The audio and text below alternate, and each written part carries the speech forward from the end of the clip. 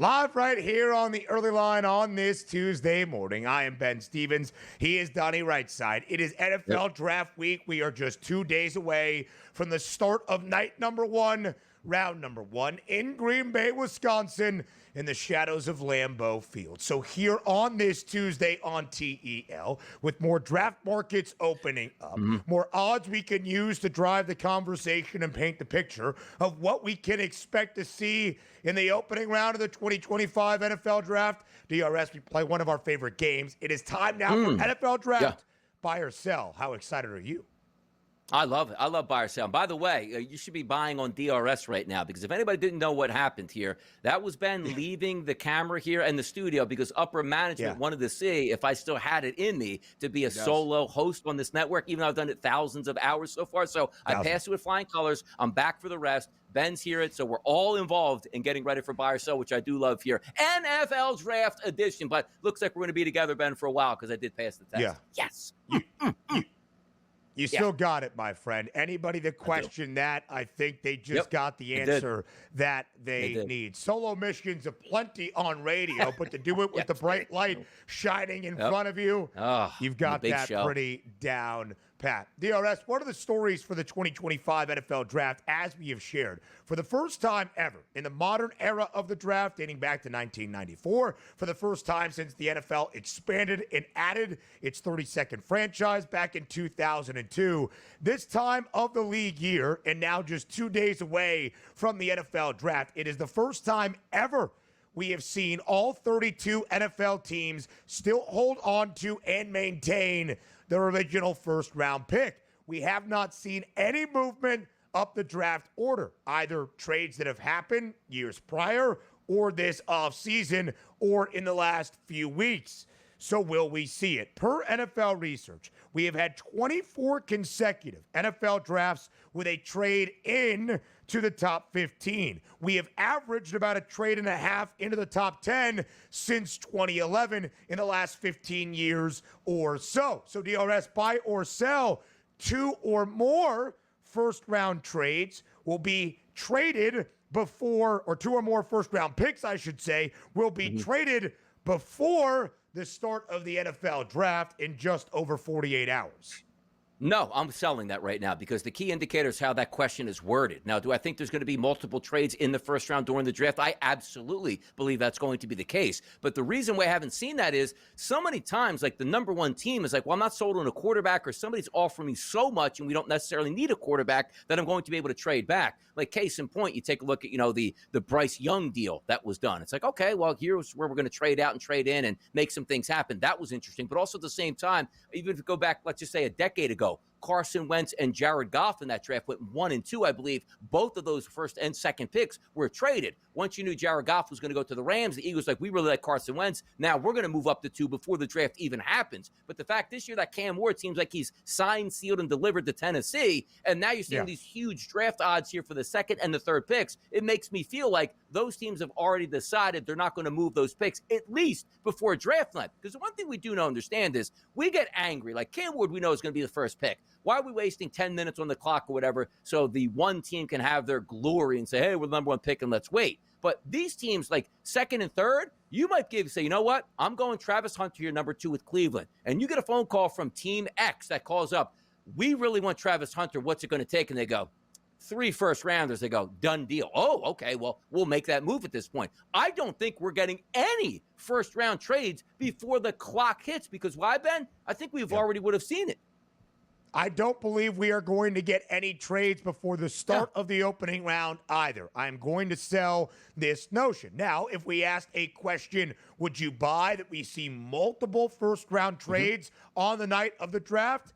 I would probably buy that. Yes. I am not sure, DRS, if we are not seeing movement early because of where this draft class stands, if there is not a ton of emphasis on some of these prospects, and oftentimes, it really is generated by an offensive player, and namely a quarterback. Last year, it could make some sense. 6 QBs in the top 12, a modern draft era for the most quarterbacks ever taken in a single first round. This year, there's really one, as Donnie highlighted in Cam Ward. But as those dominoes start to fall, actually, as the teams are on the clock on Thursday, that's when I think we finally see movement. But the lack thereof, DRS, in the draft order is historic and rather sensational. And because of it, one of the main storylines entering the 2025 NFL Draft. And it doesn't just have to happen right here, right now. Of course, the story is no trade happened 3 years ago that exchanged a 2025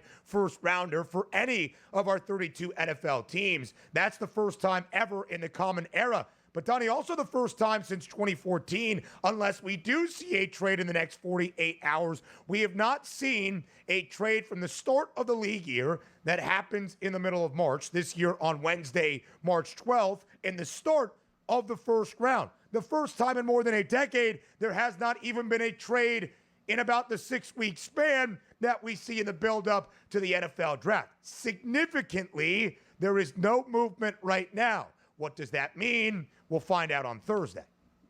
Yes, and also, with the Titans not moving out of the 1 spot, they're going to draft a quarterback, right, which they should do, and it's going to be Cam Ward, and I really like that pick for them. You figured then that once Tennessee is out of the way, which they've really much been, in my mind, out of the way for weeks and weeks and weeks now, that's the surprising part where that Cleveland spot, they probably haven't been getting enough phone calls where they think it's worth it to get out of that 2 spot because nobody's drafting Shedeur Sanders number 2 overall and trading up into that Cleveland spot. So Cleveland's probably not getting all those picks where it's like, boy, if it was really a 2-quarterback draft, like generational, right? I think Cam Ward's generational. I think Shedeur Sanders is generational. You would have had some movement between the 1s and the 2s. Same way as I talked about Jared Goff and Carson Wentz, where, okay, Tennessee's going to stick with Cam Ward. We know that. I better get the number 2 because Shedeur's not going to make it past number 2. And also, I know other teams are calling Cleveland, which means a bidding war would get there. Now, once we hit the draft, like, who's going to trade up today and be like, hey, we got the Patriots number 4 overall pick.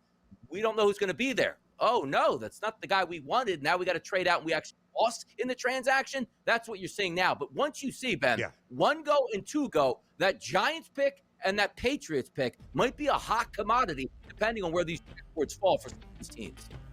Maybe the pick after 2, the Jags at 5. We'll discuss next. One of the main storylines for the 2025 NFL Draft, the lack of movement in the draft order. Not necessarily the odds board, but the draft order. Why is that happening?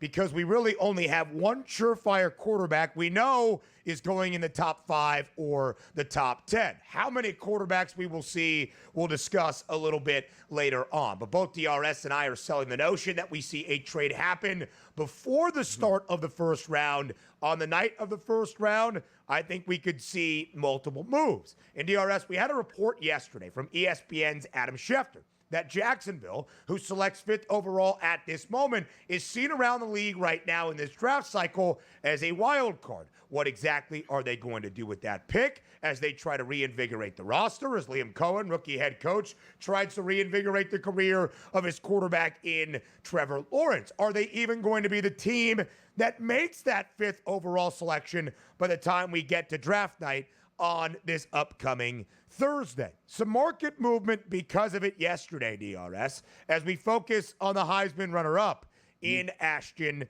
Jeanty. For most of this draft cycle, the team that was most likely to draft Ashton Jeanty with a minus money price, the Las Vegas Raiders, who selects 6th overall.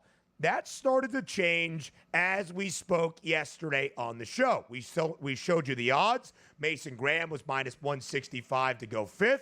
Ashton Jeanty started to make his way up that odds board yesterday as well. Here is the draft odds profile for Jeanty at this moment. To be a top 5 selection, plus 150. But to go in the top 10 is minus 2,400. Over-under position prop is now out for Jeanty. 6.5 is the number. The under has the hefty juice at minus 320.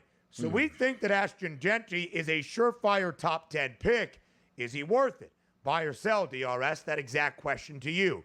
Ashton Jeanty is worth a top 10 draft pick in 2025.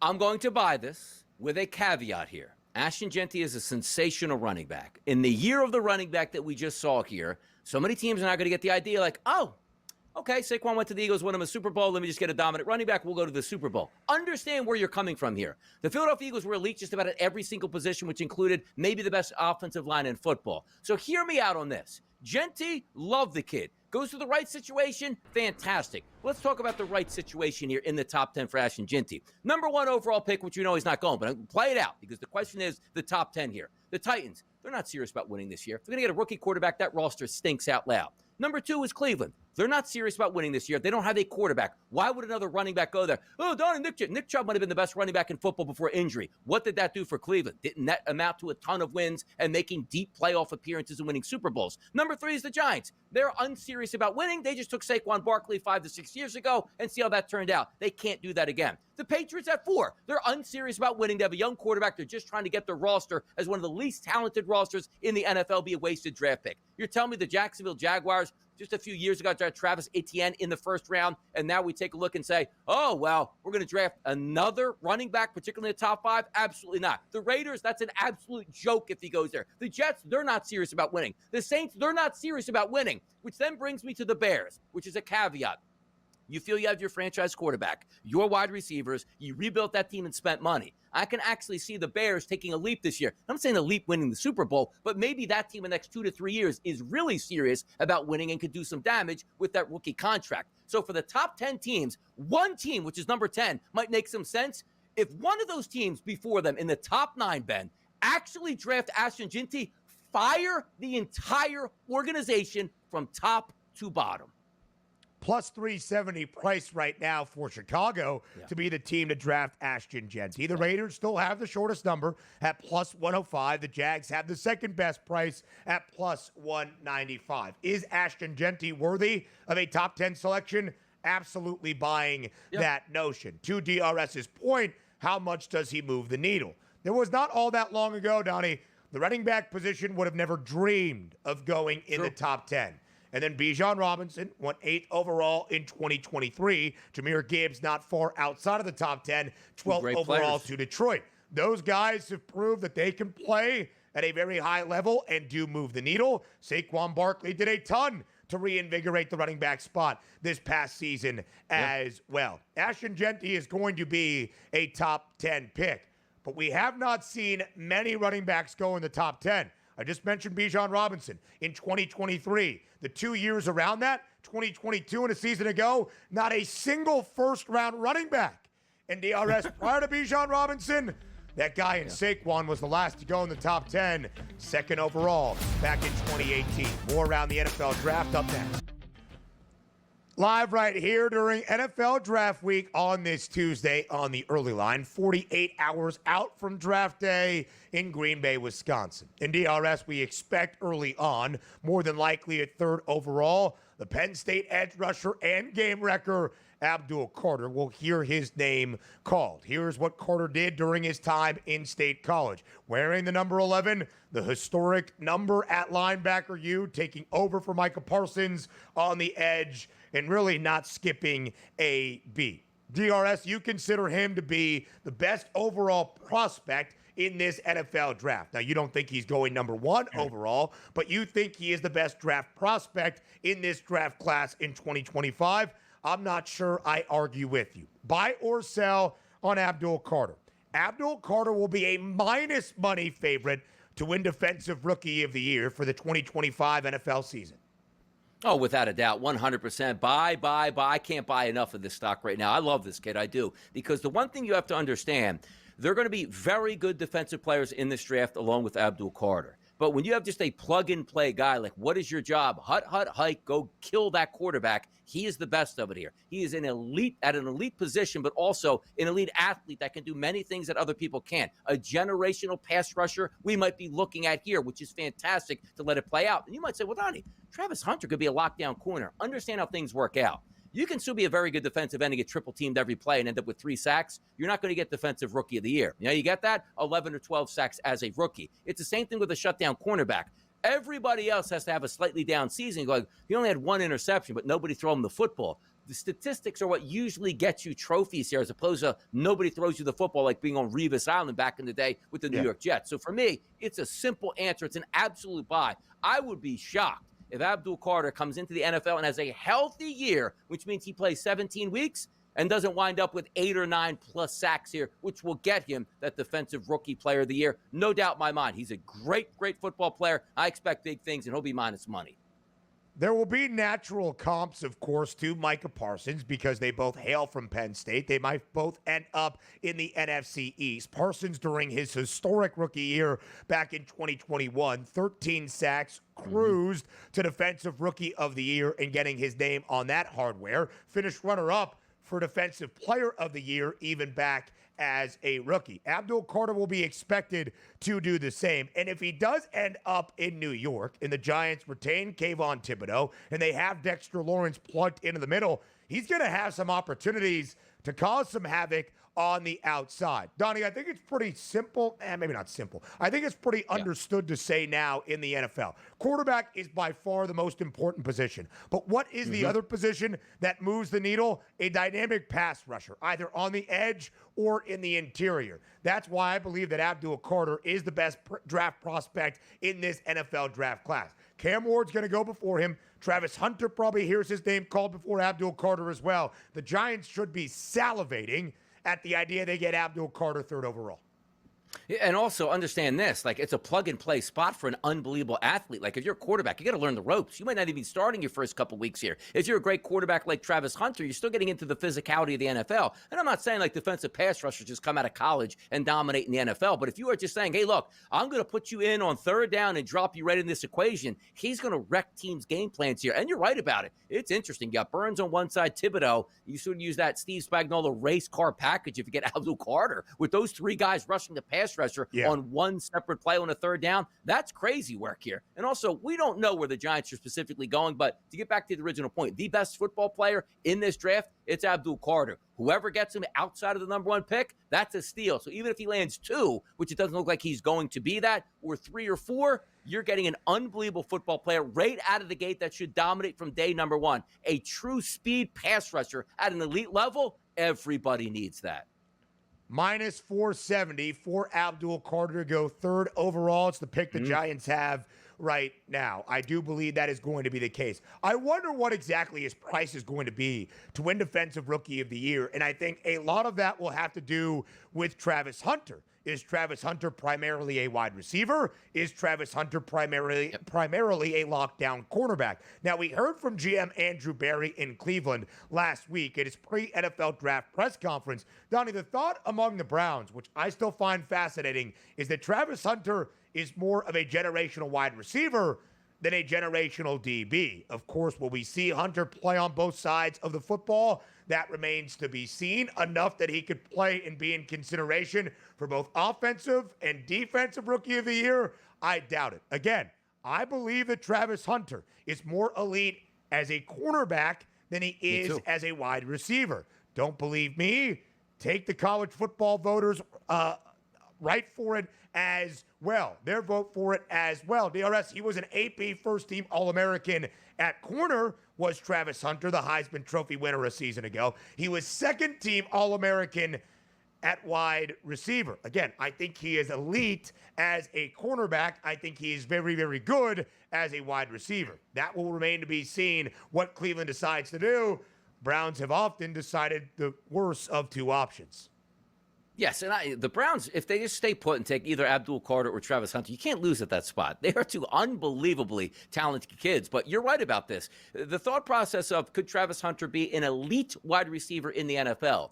There's a possibility of that, right? But if you're just coming into the NFL as an elite lockdown corner, again, that is such a premium position. Now, I'm not knocking it, well, Donnie, wide receiver in the NFL is equally important. No, it's really important. But if you have a rare commodity in the NFL, a one-on-one lockdown cornerback, which I think Travis Hunter can be over the next 10 years, that's where you have to use him. And nobody's saying that you can't play both sides of the football. Every play, you can't do that. But you're telling me in like a 2-minute drill, you throw Travis Hunter in there with a couple packages as a slot wide receiver, he can dominate as well. Use that to your advantage, because I don't think you can sort of flip the switch is what I'm talking about. Let's just say you play the entire game as like a wideout. but then you come in as a nickel cornerback. Like, no, I need your focus being on defense and learning the tendencies. It's very easy to come into an offensive play and be like, okay, I know I have a 7-yard out route right here. On defense, you need to know the intricacies of every single player out there as a cornerback to understand what your position is on the field. The blown coverage that you see, they're detrimental. A blown wide receiver, cut in or out, you technically don't even hear about those until after he ran the wrong route at that point. Stay a cornerback here, fill in on offense. I think it'll work much better for both him and also the team he plays for. Completely agree, DRS. But again, the thought the Browns have at least let everybody know is that he's better as a wide receiver. Again, I'm not so sure they're the greatest talent evaluators. It's more fun. It's more fun. What? Wide receiver is way more fun, though. So I agree. Me and Travis Hunter, we got a lot in common. I was a DB in high school and a wideout. Went to college, I was a wideout. So, you know what I mean? Go with the love. The wide receivers. Of course, Travis Hunter's value in the idea he is going so early is because he is a dynamic unicorn. But if he really is thought of more as a wide receiver by Cleveland, this would be the earliest a wideout has been drafted. Second overall since 2007. When Calvin Johnson went second. Now, that's a lot to live up to. I'm not so sure Travis Hunter is Calvin Johnson good as a wide receiver. How about his Colorado teammate? DRS, one of the stories of this Tuesday, 48 hours out from the NFL draft, is some substantial market movement with Shedeur Sanders in the team most likely to draft Shedeur. Earlier in the week, close to an even money price, it was the New Orleans Saints as the most likely team to land Shedeur, 9th overall. Some conversation about the Giants, maybe even the Browns. The team that is currently booked with the shortest number to draft Shedeur Sanders is the Pittsburgh Steelers at plus 310. Yeah, no, and it makes some sense. Like, I would love that move. You have to start your future now. Now, this is a team that's ready to win. We're not saying that they're going to be Super Bowl champions if they get Shedeur Sanders and he plays well. But sooner than later, you have to start. And it appears that Aaron Rodgers certainly isn't going to be that guy. But by the way, just talking again real quick on Travis Hunter. Like, Donnie, you can't talk on Travis Hunter. Understand this, Ben. 1994 at Haddon Heights. Had a 97-yard interception return for a touchdown and scored on an 11-yard slant pass. Offense and defense, that's my specialty. Yeah. I can speak all day on Travis Hunter. Show me some respect on this network. Could use you on the NFL draft show if you're free on Thursday. Just over 48 hours out from the 2025 NFL draft. We have spent so much time discussing the draft from every single angle. The lack of draft order movement at this moment. Our quarterback questions. How many in the opening round? Where does Shedeur Sanders slot in? And another main question will be, as we discussed earlier in the show, how about the Heisman runner-up from the 2024 college football season after completing a historic campaign at Boise State? Where does Ashton Jeanty go? Is he a top 10 pick? The odds makers assume so, and I am telling you, he will be. But how early does Ashton Jeanty go, and where exactly does he fall? Which NFL franchise is going to go after Jeanty? Well, it's a new era in Las Vegas. And for most of this NFL draft cycle, the Raiders have been the team that has been most likely to draft Ashton Jeanty from the odds perspective, even opening up in that market around a minus money, minus 150 favorite. Here's new Raiders GM John Spytek last week at his pre-draft press conference on how he thinks about Jeanty, or maybe just this running back draft class as a whole. I'm going to be careful about talking about any specific player, but more broadly to the running back question, I mean, we just saw Saquon Barkley just change the Eagles in one year. Now they had a great team around him, and it was adding an elite player. And I think when you sit where we sit, I mean, the idea is to add elite players at any position, and I don't try to devalue any certain position. I mean, there's times in games where there's nobody you'd rather have than the best kicker in the league too, right? I mean, in that moment, so. There's certain ways to build a team, and I don't know where we got to a place where we don't feel like running backs are valued. I come from the University of Michigan to my core, and those guys were certainly really valued there. So it's hard for me to get away from that. Everything John Spytek just said, huge fan of, emphasizing the value of a place kicker, reinvigorating the value of a running back, and run the damn ball. the credo of the Big Ten that runs through the veins of John Spytek. Still, the team most likely to draft Ashton Jeanty on the FanDuel Sportsbook remains the Raiders at plus 110. We did see some fluctuation in these odds, in these numbers yesterday with the wild card mantra that the Jacksonville Jaguars, who draft a spot before the Raiders, Las Vegas at 6, Jacksonville at 5, could do anything. They could trade out of that pick. They could look at Ashton Jeanty as well. Plus 200 now on Jacksonville to be the team to draft Ashton Jeanty. As we shared earlier, Jeanty's over-under draft position prop, 6.5. The under has the hefty juice at minus 350. For Ashton Jeanty to go top 5, still a plus money price, so 6 would seem to make a lot of odds and logistical sense. Now, should the Raiders be the team to draft Jeanty? That's a different conversation. There is no doubt they are trying to provide a stable floor with the moves made this offseason. Pete Carroll, who loves being in war rooms, drafting running backs, look back at his time in Seattle. John Spytek in there, college buddy, college teammate of Tom Brady. They worked together in Tampa Bay. Of course, Brady, part of that minority ownership group in Las Vegas, certainly has some hands in how that franchise is going to be run. We've only seen one running back go in the top 10 since 2018 when Saquon Barkley went second overall to the New York Giants. It was Bijan Robinson back in 2023, 8th overall selection made by the Atlanta Falcons. In the two drafts around 2023, last year and 2022, no first-round running backs. I think we're going to see at least 2, if not 3. How about this deep running back class outside of Ashton Jeanty? Omarion Hampton, minus 1,500 to be a first-round pick. Great running back this past season at North Carolina and throughout his collegiate career. Hampton is a minus 400 favorite to be the first running back to go after Ashton Jeanty. Travion Henderson, sensational run for Ohio State. His Buckeyes teammate this past year, Quinshon Judkins, 21-1 to be a first-round pick. And I'm telling you this, Ashton Jeanty is the best back in this class. The one who I think also has an outstanding NFL career right there with Jeanty, that's Iowa's Caleb Johnson. He is young. He's got a lot of tread on those tires. I think he is going to be a great running back during his NFL career. Now, we might only see 2 running backs in the first round. At potentially most, I think 3, but we are going to see a ton going day number 2. Judkins, Johnson, your favorite running back's favorite running back in Cam Scatterbo, and so many more that will dot the draft day 2 and day 3, rounds 4 through 7. The early line returns tomorrow, 8 a.m. Eastern Time on a Wednesday here on SportsGrid.